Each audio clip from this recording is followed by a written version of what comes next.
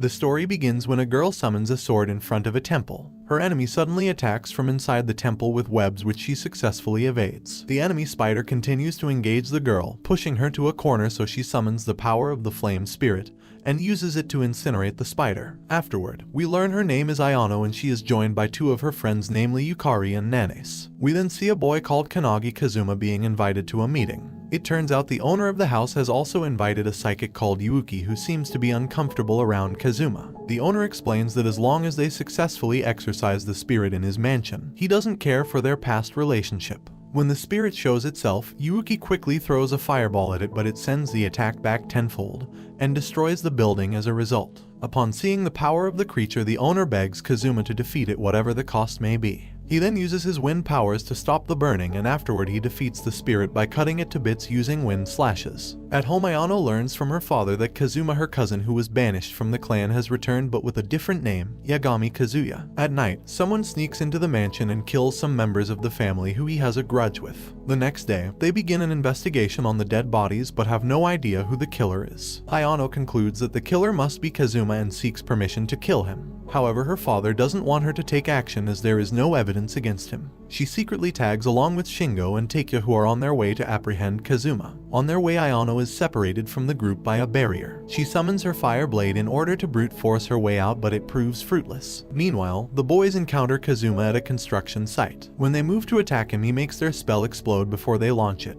At the same time, the boys are attacked by a wind spirit and are killed. When Ayano arrives at the scene, she immediately attacks Kazuma on seeing the corpses. He tries to explain he isn't the killer, but Ayano is blinded by rage. She finally gives a listening ear when she is overpowered by his wind ability. The next day, Kazuma receives a call from his father, whose name is Genma, requesting a meeting. Just then he gets flashbacks from when his father, the head of the main family, banished him for failing to defeat Ayano, who was way younger than him, in battle. At night they meet up at the arranged location, but then Kazuma challenges Genma to a duel. Kazuma attacks using his wind blades, but Genma deflects each attack with no effort at all. Genma begins his attack on Kazuma, who manages to come out unharmed, although with maximum effort. When Genma charges another attack, Kazuma goes for his explosion trick, which, unfortunately, does not work on his father. Even with the clear difference in power, Kazuma remains cocky and proud, so Genma begins to show him his true might. He prepares a blue flame technique, the Shinen, known as the most powerful technique of the Kannagi clan. Kazuma also gets serious and summons numerous wind spirits who gather at an incredibly faster rate. He uses the power on Genma, who is still charging his attack, and knocks him out along with his blue flame.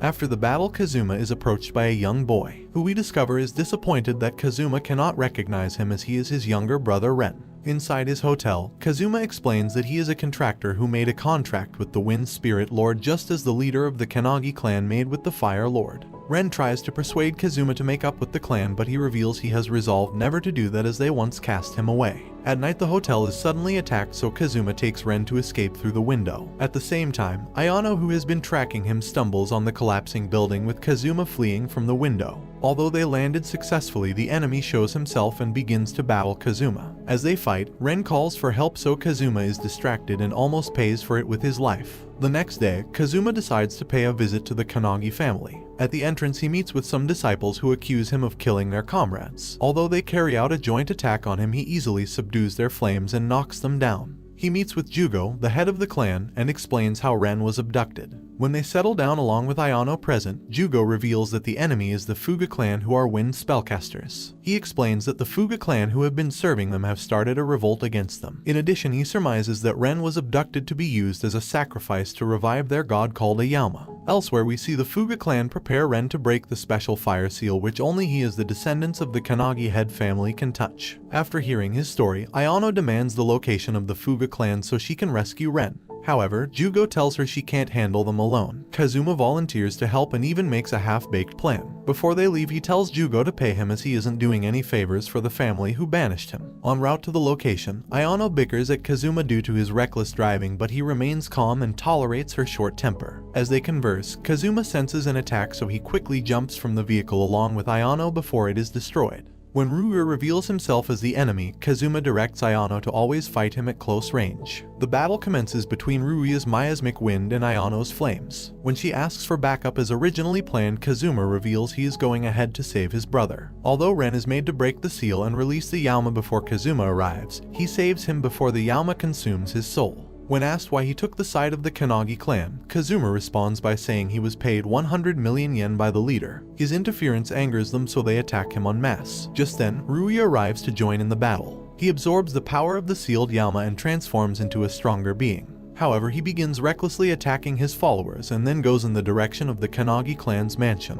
Ren and Kazuma find Ayano severely wounded and poisoned from her battle with Ruya. Kazuma explains she is on the brink of death, but there's a way to save her, although he considers it a waste of his precious elixir. As she is unconscious, Kazuma feeds the medicine directly into Ayano's mouth and heals her instantly. When she awakens, Kazuma teases her for being extremely weak, so she gets angry and tries to attack him. Together they track the possessed Ruya into the forest and engage him in battle. After opening a path for Ayano in the midst of Ruya's raging wind, Kazuma uses his abilities to summon a powerful wind spell from above to create an opening for Ayano to strike. However, her strike is stopped by the powerful foe. Next, Kazuma orders Ayano to buy him some time to charge another spell. She tries to fight but soon gets overpowered. She gets back up, this time with more determination, and begins pushing Ruya to his limits. Kazuma arrives with his eyes glowing blue and tells Ayano it is the mark of his contract with the Spirit Lord. With his power, he completely purifies the Ruya's malevolent wind, giving Ayano the perfect opening to finish him off. Some days later, Ayano and Ren tail Kazuma, who is being accompanied by a beautiful girl. When she finds the route they are taking to be that of a motel, she gets jealous but still forces Ren to continue the stalking. The girl called Misao leads Kazuma to an isolated rundown hotel where she has some mercenaries assault him with guns. They ruthlessly finish him off, going all the way to use frag grenades to ensure his death. Ayano reveals herself and tells Misao that such attacks cannot harm Kazuma. Just then, Kazuma finishes off all her paid mercenaries, including the sniper on the roof, in a blink of an eye. Ayano chases Misao to the roof to apprehend her for treason, but she chooses to fight back. Ayano tries to take action using her flame blade, but then Kazuma arrives from above and tells her to let Misao go. Kazuma goes to her and allows her to vent her anger since he is somewhat responsible for her brother's death. She continues attacking until she collapses, having spent all her energy on vain attacks. When she is left alone on the roof, a mysterious man approaches her, promising to grant her desires. He grants Misao a strange ability that she uses to capture and drain the life force of numbers of innocent civilians. Later, Ayano pays Kazuma a visit in his hotel suite. She presents him with a request to investigate a case of over 100 counts of deaths, of which the victims are young ladies. Kazuma accepts the job but states that he wouldn't need her help because she is most likely to become a hindrance. Upon hearing this, she storms out of the room in anger. While going home with her friends, they get lost in an isolated area where Misao surrounds them with her life force draining fluid, so Ayano begins to fend them off with her flames. However, their situation soon becomes direr with nowhere to escape.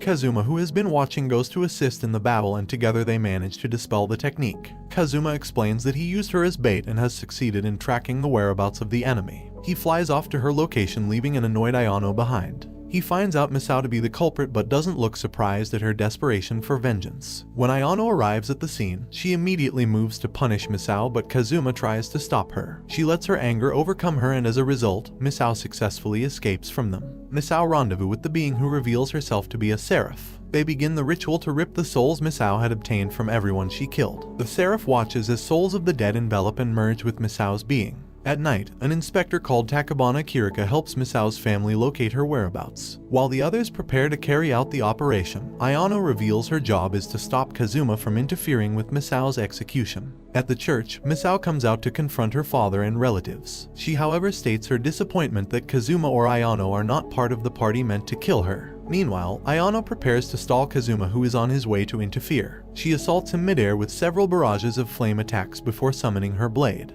Although he overpowers her, he helps her before she falls to her death. Kazuma continues her stalling by involving Ren, but Kazuma explains that she has her priorities misplaced. Just then, there's a huge explosion from the church. When they arrive, Misao has already slaughtered her family members. To carry out her revenge, Misao begins her attack on Kazuma. However, the powers she worked so hard to acquire do not affect him. The seraph Misao refers to as Tenchi reveals himself, so she begs for his guidance. Tenchi then reveals he only deceived her and that she can never defeat Kazuma. Having discovered she was used as a pawn by Tenchi, she is filled with guilt and collapses. When Ayano tries to go to her aid, they are repelled by a strong energy. Tenchi begins absorbing the life force Misao failed to utilize and makes it his own as originally planned. He then introduces himself as Michael Hurley and vows to defeat Kazuma in the name of the Stars of Sagacity. He transforms Misao into a dragon called Viltra and merges with it to battle Kazuma. Ayano confronts the dragon with her fire, but it regenerates rapidly. She continues her attacks, but it keeps regenerating. She continues fighting recklessly so she is attacked. However, Kazuma saves her in time. As a result of saving her, Kazuma sustains a grave injury on his abdomen. While Ren and Ayano try to deal with the dragon, Kazuma prepares his most powerful wind attack. He returns prepared and helps Ayano advance her flames to the blue Shinen. He launches her above the dragon where she defeats it with a single strike of her flaming sword. Some days later, Ayano receives a mission from her father to take care of a ghost scaring people in her school. He also obtains a bodyguard for her although she is against it. Kazuma shows up to report to duty as her new bodyguard so she freaks out even more. When they get to the school, Kazuma states that he won't interfere unless her life is in danger. When she notices a bush rustle, she moves to fire blindly at it so Kazuma makes her miss. It turns out she was being tailed by Nanis and Yukari. While investigating inside the building, Kazuma senses the presence of something so he sends a spell towards it.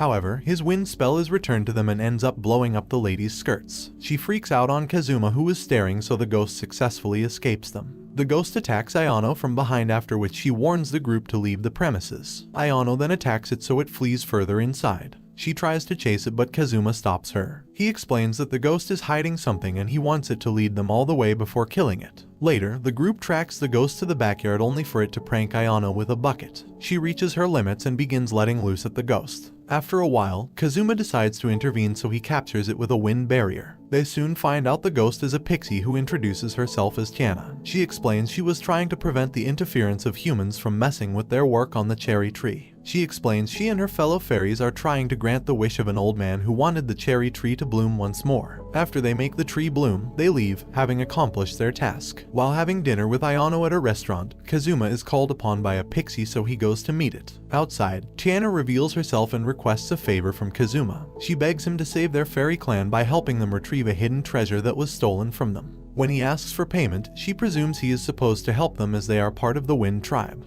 However, Kazuma reveals that he has no obligation to help them. To persuade him, she promises him gold nuggets and gems as payment. He accepts with the condition that he is given half of what they owned. Meanwhile, in the pack, Ren is seen playing with a girl called Ayumi. Just then, some men in suits arrive and push Ren aside before capturing her. When he notices they plan to tase her, he defends her by confronting the men without a weapon. They soon result in using their guns so Ren melts the gun and introduces himself as a spellcaster from the Kannagi clan. The leader of the group reveals they work for the Tsuwabuki family and advises Ren to step aside so he doesn't spark a feud between their families. Ren becomes hesitant to protect Ayumi but he ends up doing so and making the men retreat out of fear. Elsewhere, Tiana reveals that the treasure he is trying to retrieve for the pixies was stolen by the Tsuwabuki family. This information interests Kazuma so much as he has been waiting for an opportunity to destroy the family who is known to control earth magic. At the Tsuwabuki family mansion, we see the leader's daughter called Mayumi scold her assistant for being unable to deal with Ren.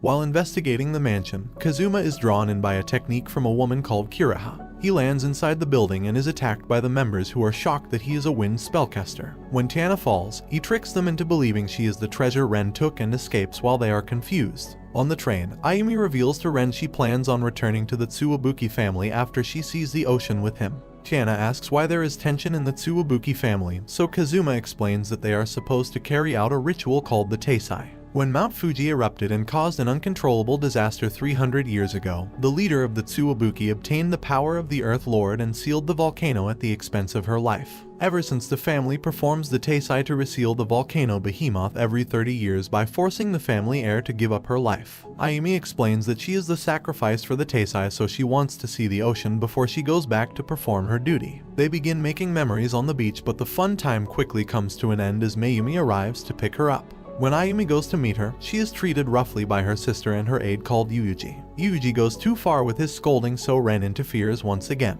and so Yuji moves to challenge Ren on the beach. When the fight begins, Ren has no choice but to play defense as Yuji has the environmental advantage. Ren quickly wraps himself in flames so when Yuji tries to control the soil from beneath him, he is unable to as they have melted. Afterward, he defeats Yuji with a single attack but then Mayumi makes him fight despite his condition. Just then, Mayumi reveals to Ren that Ayumi is not human but a clone made from herself to serve as a sacrifice for the Taisai. This makes Ren lose his will to fight so even when Ayano arrives, Mayumi and Yuji leave the scene with no more interference. When they alight from the vehicle at home, Tiana and Kazuma find that the treasure was implanted into Ayumi. Instead of retrieving the egg at that moment, Kazuma reveals he'll wait until the next day to ruin their plans before the ritual. Later, Kira leads Yuji to a room where he finds Mayumi and Ayumi sealed in a crystal in preparation for Taisai. She informs him that although Mayumi is not supposed to die anymore, she might if the ritual is interrupted. Elsewhere in the Tsuwabuki mansion, Kira is seen talking to her father, who she turned to stone for trying to stop her evil aspirations. Before the ceremony, Ayano and Ren barge into the mansion to meet with Ayumi. They are not allowed passage, so they resort to violence. However, their advance is impeded by a giant stone golem. When Ayano attacks it, her flames have no effect on it. It captures Ren, and when Ayano attacks with her flame sword, her efforts prove futile and she is knocked away. Ren soon discovers the golem is Yuuji, so he asks what happened to him. Yuuji explains that he sought necessary powers to safeguard Mayumi's life by making sure the Taisai isn't interrupted. Ren tries to reason with him, but his words only make Yuuji so anxious he decides to smash Ren. However, Yuuji's golem is sliced into bits and Ren is saved in time by Kazuma. However, the golem begins regenerating and joins its body parts together. Again, Ren tries to reason with Yuuji, but he resorts to violence. This makes Ren send a spell his way, and at the same time, Kazuma protects him from Yuuji's attack.